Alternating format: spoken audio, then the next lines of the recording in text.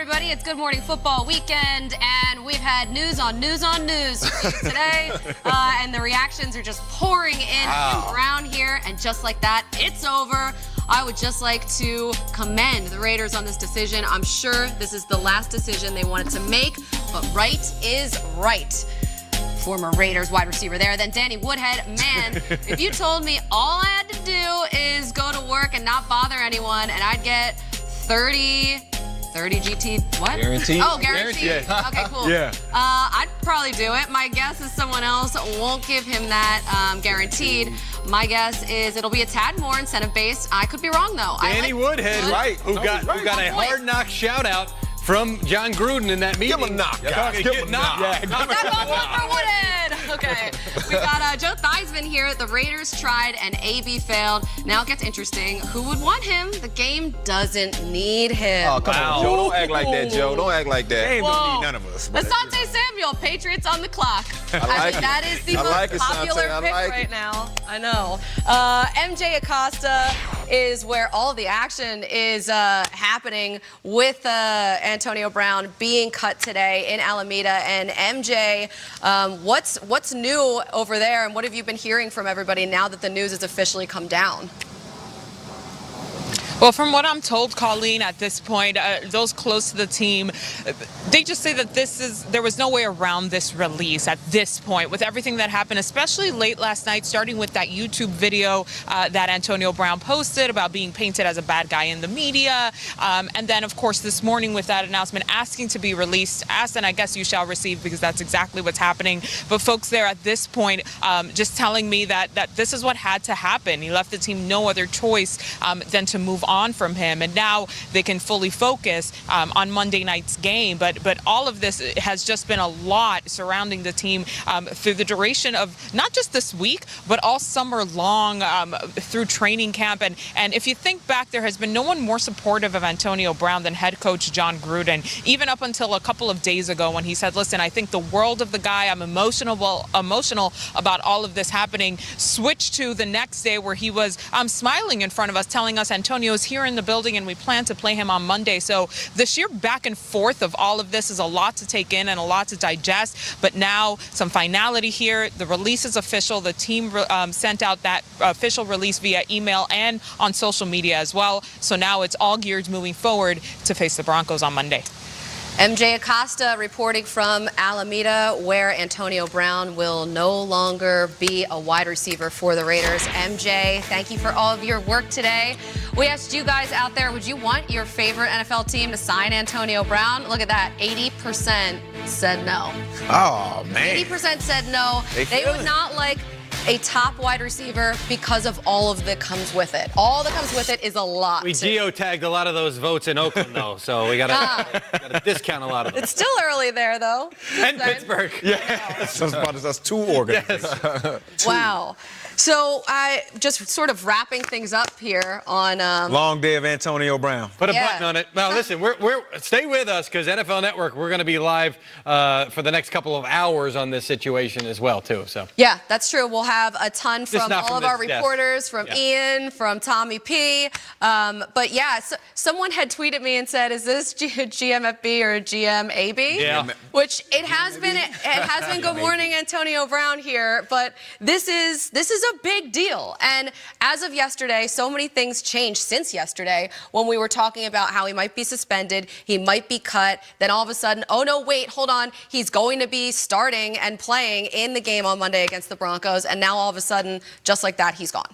Yeah, I don't know where this team goes from a talent standpoint. I heard David tell me how many, you got this guy and that guy at receiver. Like we just said, it's different though. They're not AB though. When you got a guy that people knows his name and they know where he is, just from a whole game planning standpoint, I think it puts this Raiders team behind the eight ball a little bit. And it's the reason why we don't have guaranteed contracts, because you never know. It's something I don't know. We're forced to be so aggressive all the time, and sometimes you don't know how to cut it on and off. And so that's what I worry about with a lot of players, is learning how to cut it on and off. Well, I just look at the rest of the wide receivers in that wide receiver room. J.J. Nelson, Tyrell Williams, Dwayne Harris, Hunter Renfrow. Like, those guys got to step up. Yeah. You know what I mean? I know they may have been expecting, AB to come on in and, I'm going to get my one-on-one or whatever.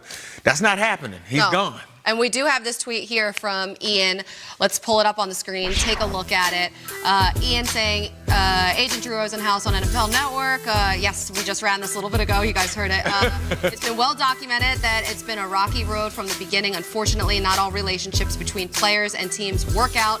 Everybody had the best intentions going, but it just didn't pan out. Thank you, Ian, for transcribing our interview. This is the payoff here. David Carr. He was referring to specifically. Lies.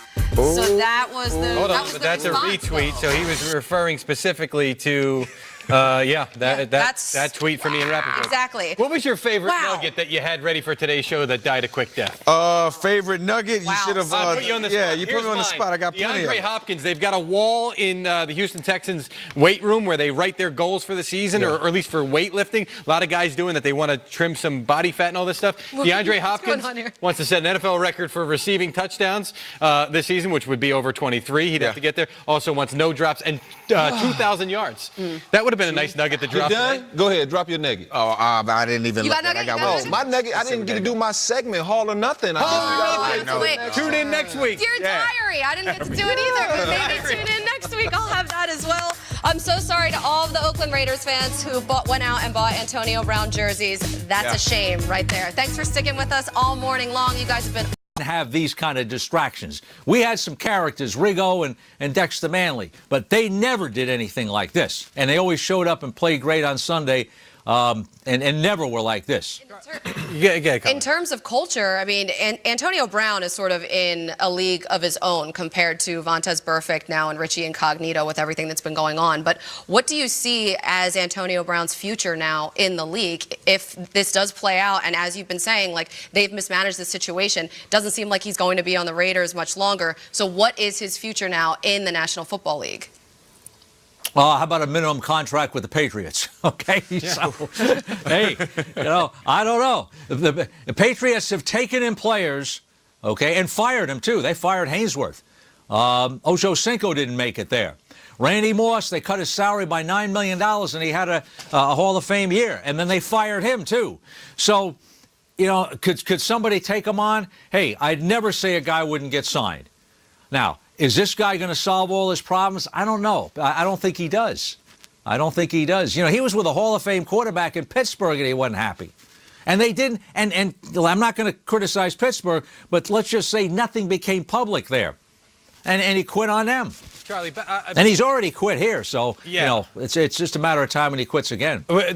Back it up to yesterday. He comes back, he apologizes. Everything we heard from the team, from Derek Carr, from all these guys was he was going to play. And I believe that was genuine based on what I was hearing and the fact that they let him back in the building and apologize. And then at some point after that came the fine letter in which they said you're going to be fined for your altercation with Mike Mayock, which I get. I told you, you've got to do something there, and we all expected that to happen. But then to take away the guarantees and say you can't collect your termination pay, which means if we cut you after you're on the roster week 1, you can't get your $14 million plus. What did they expect? That's the only part of this entire scenario where I look at it and say, that may have been mismanaged by the Raiders or maybe not genuine. I don't know. I have the same gut reaction, okay? My first reaction was your reaction, okay? Then my second, after I thought about it for a little bit, okay, to me, the right thing to do, whatever the right thing is to do, okay? None of us here are God. We just have opinions, all right? So, to me, if you're going to sit down with the player, you give him the whole picture at once, and maybe they did this. Says, okay, here's the deal. We're going to fine you. Here's the fine. Here's the reason for the fine. Here's what happens with the fine. That's a letter written by a lawyer there, signed by Mike Naya. I've been through those things. You have the lawyer write the letter, see, and the league approves it, and then you send it in. Now, the union might have a whole different opinion when they go to a grievance on this thing. But to me, to quote right way, you tell them the whole picture. Here's the fine. Here's the implication for the fine. You want to come back? Fine. You're going to go, we're doing this now. You want to play football for the Raiders? You want to play football for somebody? you got to apologize to the team. So you give them the whole thing at once. And maybe they did that. It doesn't sound like, because then why the player probably would have said, just release me yesterday. Yeah. That's the way, to me, you have to do it. If it's the way you describe, Mike, I'm 100% with you. Yeah, it feels like he came back, apologized, knew maybe there was some discipline coming, and then they snuck something in the back door later at night, and then all of a sudden you get the YouTube video and the post this morning. Again, we have been pro-Raiders, pro-Mike Mayock, with all they have done, the patience they have showed.